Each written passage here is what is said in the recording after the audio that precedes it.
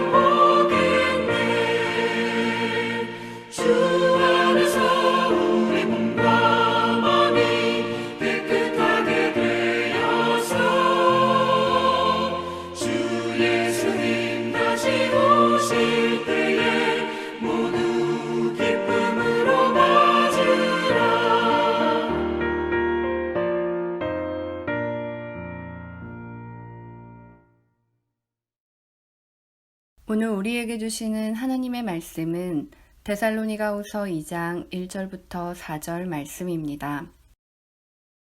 3절 말씀 함께 읽겠습니다. 누가 어떻게 하여도 너희가 미혹되지 말라. 먼저 배교하는 일이 있고 저 불법의 사람 곧 멸망의 아들이 나타나기 전에는 그날이 이르지 아니하리니. 아멘. 하나님의 말씀입니다. 하나님의 은혜 감사합니다. 미혹되지 말라.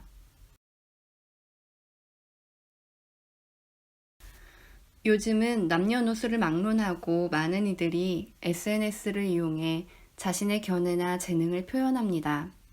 그 중에는 유익한 내용도 있지만 거짓되고 과장되어 혼란을 이야기하는 것도 많은 것이 사실입니다. 주님께서는 재림에 관한 혼란스러움을 미연에 방지하기 위해 자신의 입장을 표명하셨습니다. 가서 너희를 위하여 거처를 예비하면 내가 다시 와서 너희를 내게로 영접하여 나 있는 곳에 너희도 있게 하리라고 하셨습니다. 오늘 본문에서 사도 바울은 우리 주 예수 그리스도의 강림하심과 우리가 그 앞에 모임에 관하여 영으로나 또는 말로나 또는 우리에게서 받았다 하는 편지로나 주의 날이 이르렀다고 해서 쉽게 마음이 흔들리거나 두려워하거나 하지 말아야 한다라고 데살로니가 교우들에게 편지했습니다. 또 예수 그리스도를 사칭한 미혹에 대하여도 전했습니다. 누가 어떻게 하여도 너희가 미혹되지 말라. 먼저 배교하는 일이 있고 저 불법의 사람 곧 멸망의 아들이 나타나기 전에는 그날이 이르지 아니하리니 그는 대적하는 자라. 신이라고 불리는 모든 것과 숭배함을 받는 것에 대항하여 그 위에 자기를 높이고 하나님의 성전에 앉아 자기를 하나님이라고 내세우느니라. 여기서 배교는 하나님을 대항하는 악의 세력의 출현을 뜻합니다. 종말에 나타날 적그리스도는 자기를 하나님이라 칭하며 하나님의 법까지 무시하고 도전하여 멸망의 길로 향합니다. 우리는 신앙생활을 하며 이단의 선동에 동요되지 않도록 주의해야 합니다. 안과 밖으로 영적 사기꾼에게 넘어가지 않도록 경계심을 잃지 말아야 합니다.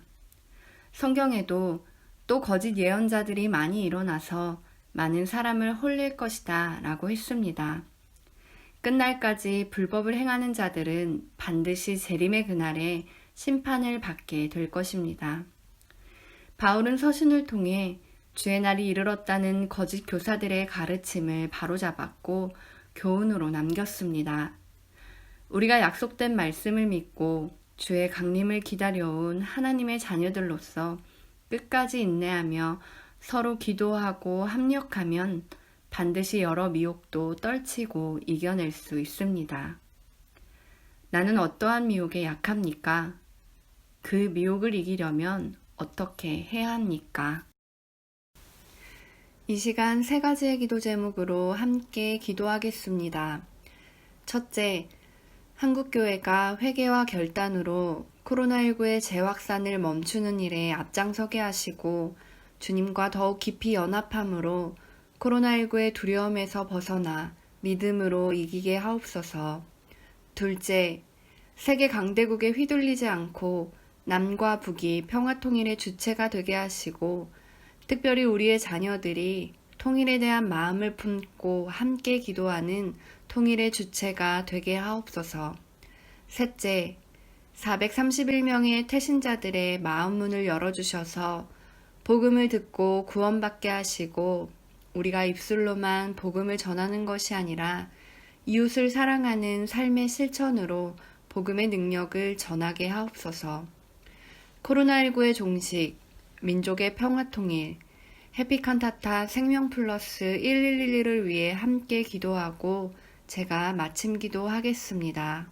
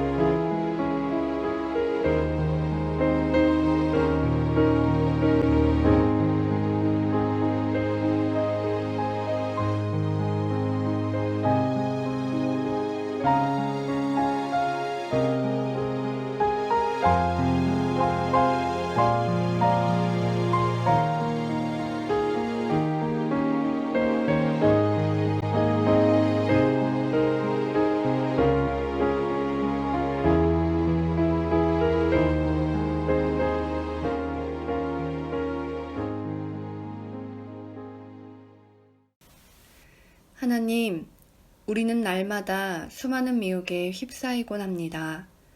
참과 거짓을 분별할 수 있는 지혜를 주셔서 약속의 말씀으로 흔들림과 두려움 없이 주님의 강림을 기다리는 자들이 되게 하옵소서.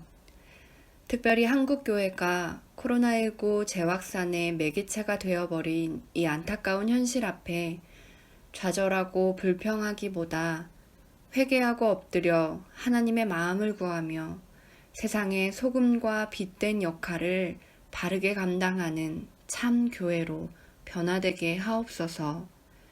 교회와 성도에게 맡겨주신 사명을 감당해 나갈 때 미혹되지 않고 하나님 나라를 확장해가며 날마다 영혼 구원의 역사를 이뤄가게 하옵소서. 이 하루도 주님의 은혜로 마무리하게 하시고 이 밤도 평안 가운데 지켜주실 것을 믿고 감사드리며 예수님의 이름으로 기도합니다. 아멘.